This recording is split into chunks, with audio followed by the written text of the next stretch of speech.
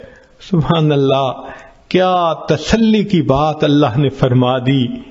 تو غور کیجئے کہ ان 4 آیات میں اللہ تعالیٰ نے کام مضمون کو کیسے سمیٹ دیا۔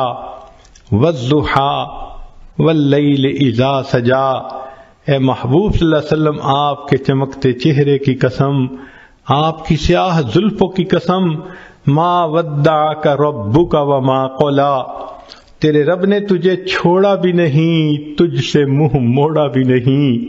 وَلَلْآخِرَةُ خَيْرٌ لَكَ مِنَ الْأُولَىٰ، اور آپ کا تو آنے والا وقت گزرے ہوئے وقت سے زیادہ بہتر ہوگا۔ پھر رب کریم نے آگے ایک اور بات فرما دی جس نے بات کو اور رنگ دے دیا۔ ارشاد فرمایا وَلَسَوْفَ يُعْطِيكَ رَبُّكَ فَتَرْضَىٰ، تیرا رب تجھے اتنا دے گا کہ تو راضی ہو جائے گا۔ محب اپنے محبوب کو اسی طرح تسلی دیتا ہے، میں تجھے اتنا پیار دوں گا، میں اتنا تیرا خیال رکھوں گا، میں اتنا تیرا تعاون کروں گا، تیرا ساتھ دوں گا، پشت پناہی کروں گا۔ وَلَلْآخِرَةُ خَيْرٌ لَكَ مِنَ الْأُولَىٰ، ایک تو آنے والا وقت گزرے وقت سے بہتر ہوگا، اور دوسرا وَلَسَوْفَ يُعْطِيكَ رَبُّكَ فَتَرْضَىٰ، تیرا رب تجھے اتنا دے گا کہ آپ راضی ہو جائیں گے۔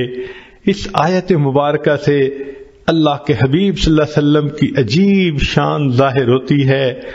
ساری دنیا کو دیکھ لیجئے، اللہ کی رضا حاصل کرنے میں سرگرم ہے۔ جس کو دیکھو اللہ کو راضی کرنے کے لیے کوئی سجدے کرتا ہے، کوئی قرآن پڑھتا ہے، کوئی روزے رکھتا ہے، کوئی مجاہدے کرتا ہے، کوئی رات اٹھ کے تہجد پڑھتا ہے، کوئی تسبیحات پھیرتا ہے، کوئی تنہائی میں بیٹھ کے رب کے سامنے ہاتھ اٹھا کے دعائیں مانگتا ہے۔ جس مرد کو دیکھو، جس عورت کو دیکھو، ہر کوئی اللہ کی رضا چاہتا ہے۔ اللہ ہم آپ کو راضی کرنے کے لیے چاہتے ہیں۔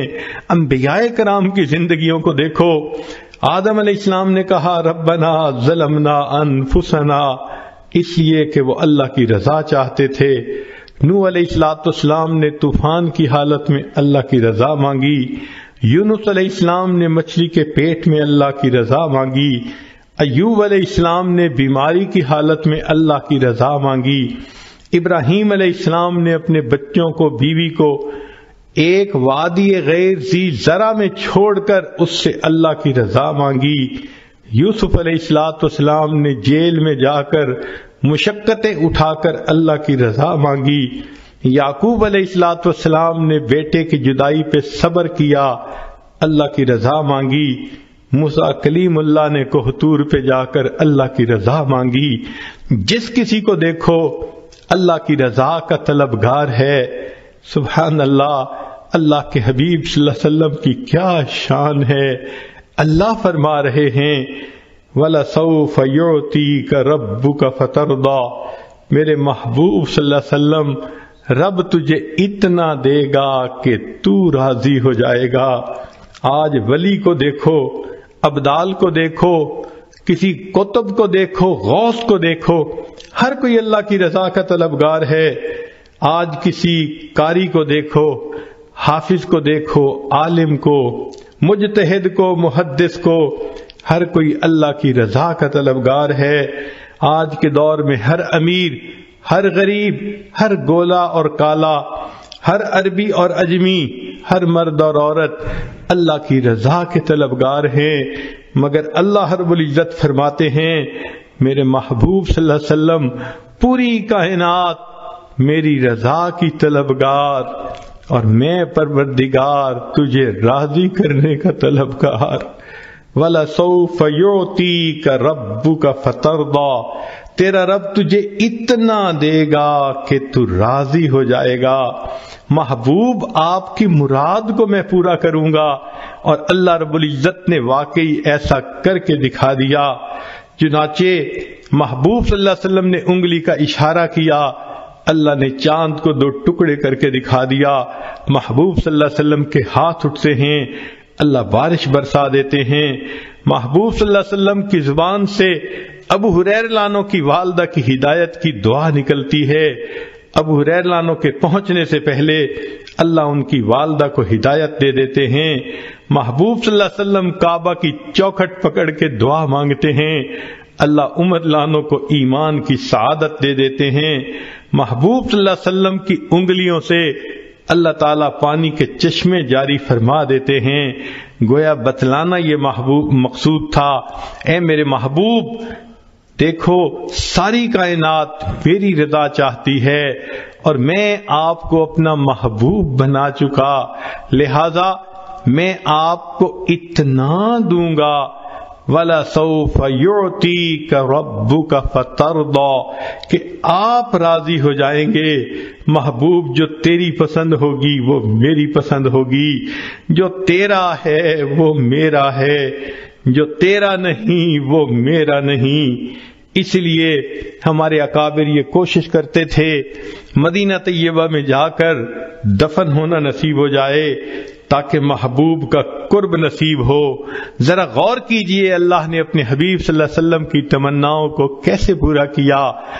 ایک نماز 4 رکعت کی ہے، 2 رکعت پڑھی، اللہ رب العزت نے نماز کے ختم ہونے کا انتظار نہیں کیا، عین دوران نماز میں وحی فرما دی، اب آپ کے لیے قبلہ کو ہم نے تبدیل کر دیا گیا۔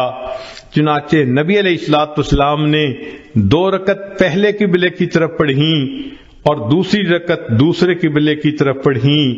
سبحان اللہ، جب نبی علیہ الصلوۃ والسلام کو اللہ نے راضی کرنے کا فیصلہ فرما دیا تو محبوب کی امت کے لیے یہ بہت بڑی خوشخبری ہے۔